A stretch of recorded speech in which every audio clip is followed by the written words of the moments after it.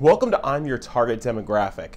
I am a little under the weather, so this is going to be a quick video, but I just finished 13 hours of binging Jessica Jones Season 2. So I've been up since 3 in the morning, woke up, nonstop, here we are. What did I think? I'm going to go spoiler-free first, so just tell you, is it good? And then I'm going to do a little bit of spoiler stuff at the end for those of you that have also finished the series. So overall, spoiler-free, what did I think? I think it was good. I think it was hard to live up to Season 1 because Purple Man, like Kilgrave, was so good. And the Netflix shows are just generally really good. So it's hard to live up to that. There's a lot of stuff that's already been done. And this season just felt like it stole a lot of ideas, but not a lot really felt unique. And I can talk a little bit more in the spoiler section about what they took. But Jessica Jones as a character was a little more, I want to say, receptive. Like you're a little more willing to be receptive of her. She's a little more redeemable this season. The supporting cast was great. There's some characters that they scrapped for the best. They got rid of those characters. The people that work, they kept around. They brought in some new characters that are all fairly enjoyable, though some kind of disappear. You know, they seem like a significant character and then they kind of throw them to the side, which only in retrospect, looking back, I'm like, wait, what happened to that guy? Oh yeah, don't know.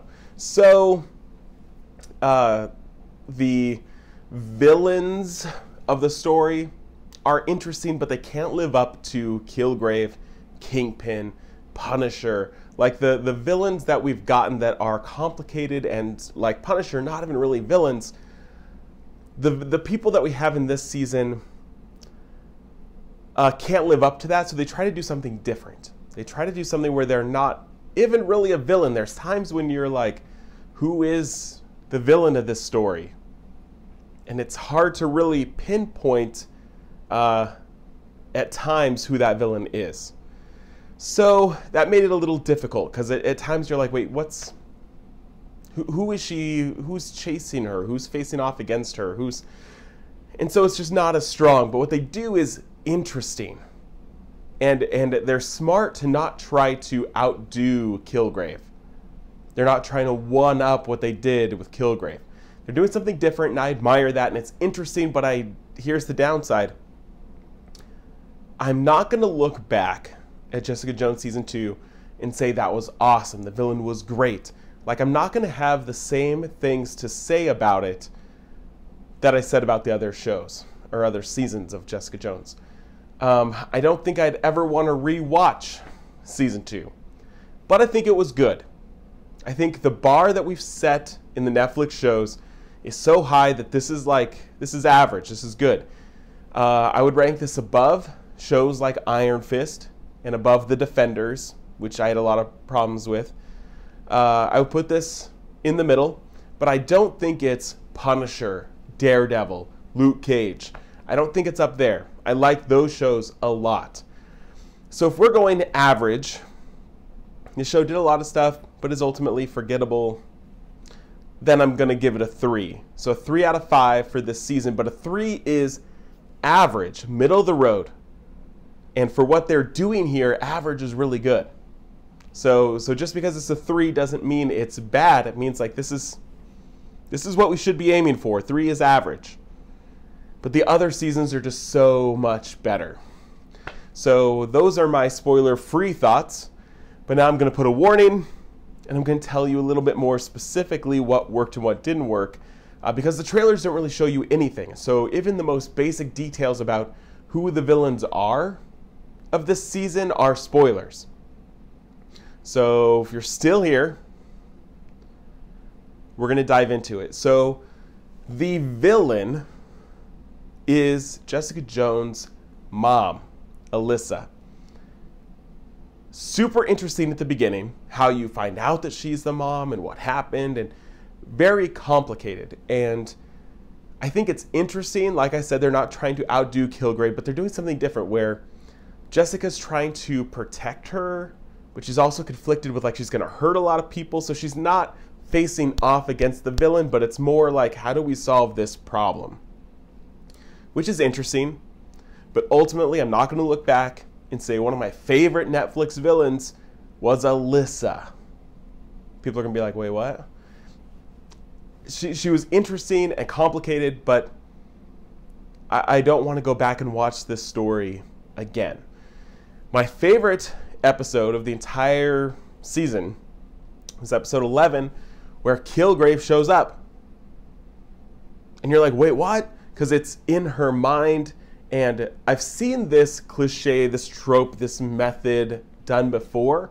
Probably my favorite version of villain shows up in the hero's mind is probably Farscape. If you ever watch that, there's at least a season where the main villain is in the hero's head.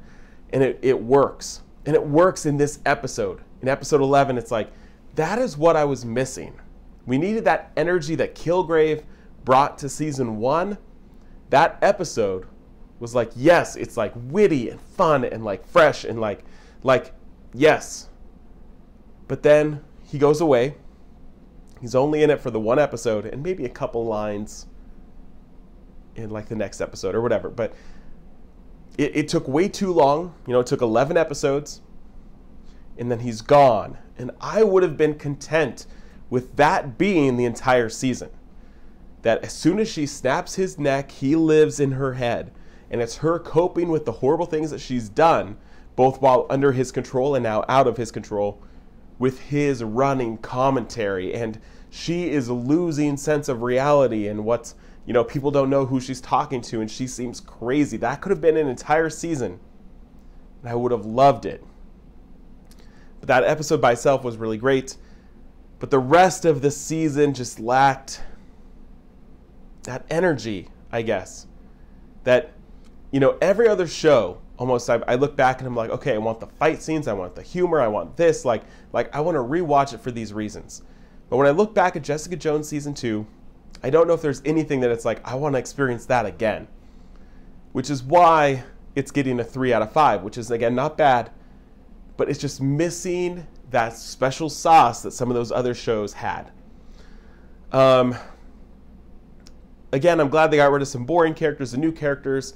I was worried about Oscar.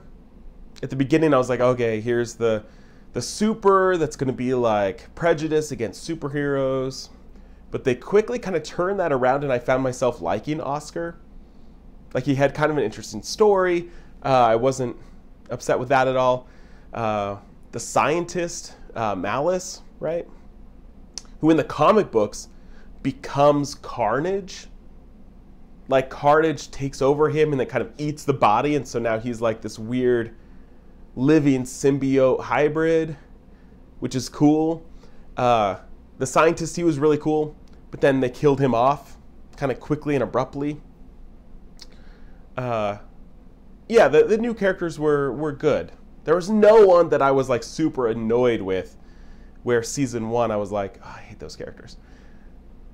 I also want to say this season, Hogarth, Carrie-Anne Moss killed it. Her scenes were great. Her arc of like finding out that she's dying, finding out that there's hope, getting conned, and then eventually like getting revenge was awesome. Usually the side stories I don't enjoy as much of these shows, where I'm kind of like, okay, let's go back to the hero. But that arc I found really interesting. Carrie-Anne Moss killed it. The scene when she goes back to her apartment and everything's missing, you know, and she's just like screaming on the ground, like crying. So good. So good. So those are most of my thoughts, spoilerific, I guess. I do wish there was maybe more cameos. We only had one scene with Foggy. We didn't have any Claire. We didn't have any Luke Cage. That would have been nice, but ultimately, it didn't matter too much. I liked the season, but I'm not going to go back and rewatch it. So down in the comments, I want you to tell me what you thought about it.